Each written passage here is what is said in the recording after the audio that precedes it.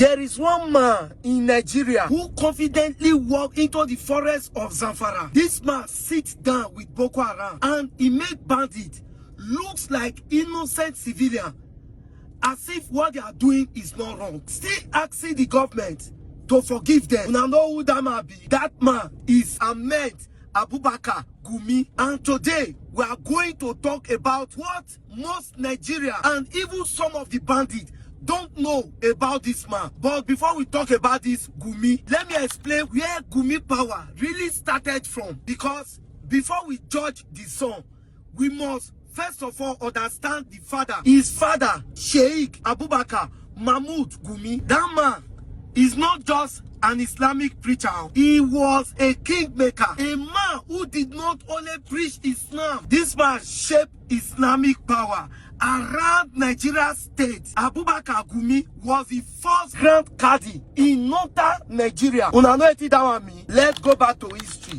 Let me explain how it happened from the very beginning. Time before independence, when these British, the white people, they rule us, they use our emirs and the akalis, the Muslim judge, to rule the north. So this Sharia law system don't already exist that time, but it dey under the control of the emirs. So after the independence, the new constitution then say make they create one big Supreme Court for the Muslim affair for the whole northern state. So this court, now they call the Sharia Court of Appeal. Now, who to head this court? Because this big new court need one Oga Patapata where go rule the rest court under him. That Oga, now they call the Grand Qadi, Sheikh Abubakar Mahmoud Gumi. Now they choose as the first person ever to hold this big position for the whole northern region. That position now make Abubakar Gumi grow power and influence to the point that he had direct access to the president. This man sits